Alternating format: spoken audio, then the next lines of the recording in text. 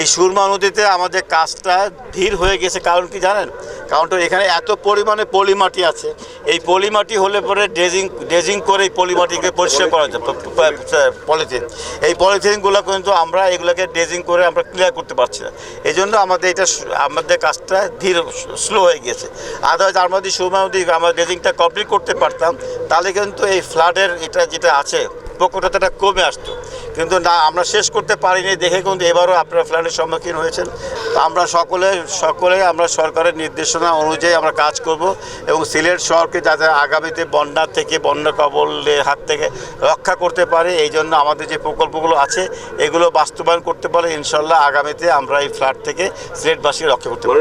উজান থেকে যখন পানি নামে তখন এর সঙ্গে কিন্তু 1.2 বিলিয়ন টন পলিমাটি নেমে আসে। আমরা একটা নদী ড্রেজিং করলে 2 বছরের মাথায় সেই নদীটা আবার ভরাট হয়ে যায়।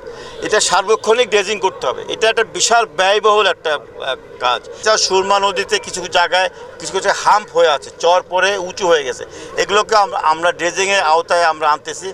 ড্রেজিং করে যদি আমরা পুরোটা যে ড্রেজিং করে যদি আমরা এটাকে ড্রেজিং করতে পারি, তাহলে আমরা মনে করি যে পানি যেটা উজান থেকে যে পানিগুলো নামবে, এই পানিটা আমরা বঙ্গোপসাগর পর্যন্ত নিতে আমাদের কষ্ট হবে না। আমাদের ড্রেজিংটাকে চালু রাখতে হবে। এই যে সুরমা নদীর এক সাইড আবার সাদিকাল উনি ভিজিট করলেন এবং উনি নির্দেশনা দিয়েছেন যে আগামীতে খননের জন্য। আমাদের কাউন্সিলর আলতাফ হোসেন সুমন এবং আমাদের হেলাল আহমদ, কাউন্সিলর ফাতেমা বেগম, তারা 3 জনই আছেন, তারা তদারকি করছেন। এবং আমাদের যে আশ্রয়কেন্দ্র যেগুলো হয়েছে, কিছু যেহেতু অনেকের বাড়িতে পানি উঠে গেছে, এই জন্য একটু দূরেই নেওয়া হয়েছে।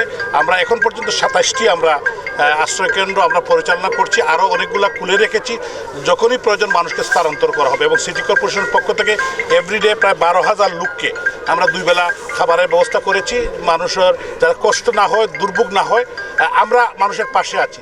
আমাদের 1 বিন্দু রক্ত থাকে সিটি কর্পোরেশনের এলাকায় কোনো মানুষ অভুক্ত থাকবে না। আমাদের পর্যাপ্ত আমাদের ফান্ড আছে, আমরা ব্যবস্থা